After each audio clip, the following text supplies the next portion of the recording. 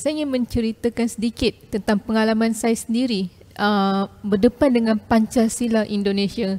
So, apabila saya masuk ke Fakultas Perubatan di Indonesia, Universitas Udayana, Bali, saya harus menjalani proses orientasi. Saya rasa di semua universiti ada proses orientasi, tapi di Indonesia ni dia berbeza sedikit. Dan saya difahamkan di semua universiti di Indonesia juga seperti itu, di mana orientasi adalah selama 6 bulan, tetapi bulan pertama itu adalah bulan yang kita fokus sepenuhnya kepada orientasi. 5 bulan setelah itu adalah bersama dengan akademik kalender. Jadi bulan pertama tu minggu kedua selama 7 hari kami pelajar perubatan diajar tentang Pancasila Indonesia. Kami pelajar perubatan, kita tidak harus belajar sebenarnya. Lagi-lagi saya bukan warga negara Indonesia, tetapi saya juga diajar, meminta untuk menurut serta belajar Pancasila Indonesia. Apabila kami bertanya mengapa kami harus belajar Pancasila Indonesia, dikatakan kita di bawah satu rumpun. Bangsa serumpun itu penting. Kamu akan berada di sini bersama kami untuk 5 tahun dan setengah, belajar bersama-sama kami. Kamu kena tahu Pancasila Indonesia sebab kami hidup berlandaskan Pancasila di Indonesia ini. Ini tidak datang daripada mulut profesor ataupun doktor, tetapi daripada kawan saya sendiri, anak muda, dan usia dia baru 18 tahun ketika itu. Jadi saya tabik anak muda di Indonesia kerana mereka masih memegang soal Pancasila ini. Kalau saya tanya kepada kawan saya tersebut, Pancasila tu apa sebenarnya? Tell me briefly in few words. Dia menerangkan pada saya, Pancasila is the way of life. Itu je. That short. Jadi saya masih masa tu masih terkejut. Way of life. Kita di Malaysia sekadar di belakang kulit buku je, tapi ni it's a way of life. Cuba kaitkan.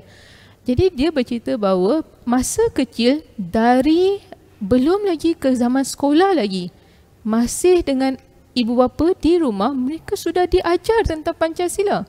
Bukan sahaja apabila mereka masuk ke ruang pendidikan, di rumah juga sudah diterapkan nilai Pancasila ini.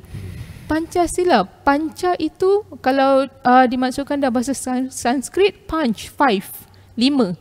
Sila.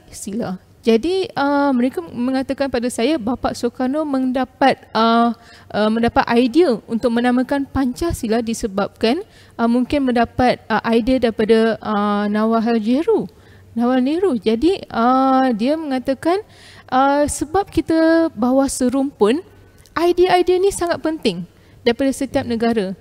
Tetapi saya bertanya kembali pada teman saya ni, kenapa Pancasila di Indonesia ni macam berluasa? Kenapa semua orang faham Pancasila, tetapi di sebaliknya di Malaysia ni tak? Kami tak tahu sebenarnya apa maksud prinsip rukun negara setiap 5 baris, padahal 5 baris je. Tapi kita tak tahu atas 5 baris tu sebenarnya ada lagi. Kita faham yang 5 baris tu je yang kita fokus.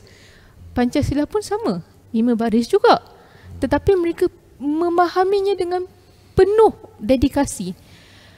Mereka mengatakan pada saya, cara promosi Pancasila itu yang penting, yang kita hilang di Malaysia pada zaman dahulu. Itu yang saya rasa. Mereka mengatakan pada saya, Bapa Sukarno menggunakan elemen agama ketika itu. Katanya pada orang ramai apabila melancarkan Pancasila ini, Bapa Sukarno berkata, saya berdoa kepada Tuhan dan saya mendapat mandat ini daripada Tuhan untuk memberitahu rakyat Indonesia mereka harus berlandaskan Pancasila. Pancasila adalah the way of life.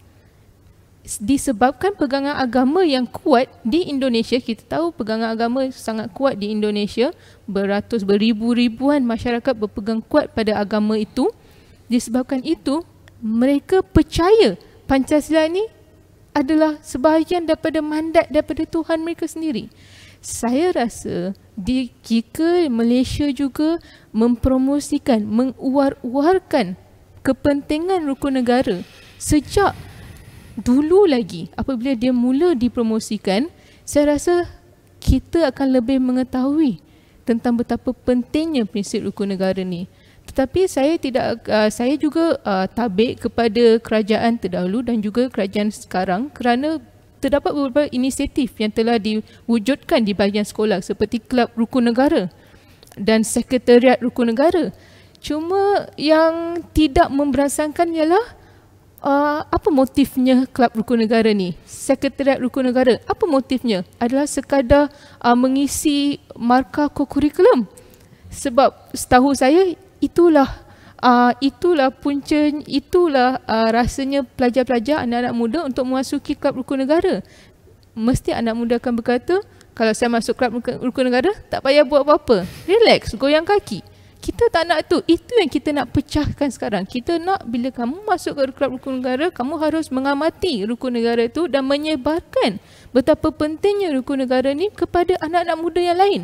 That is the way to spread it.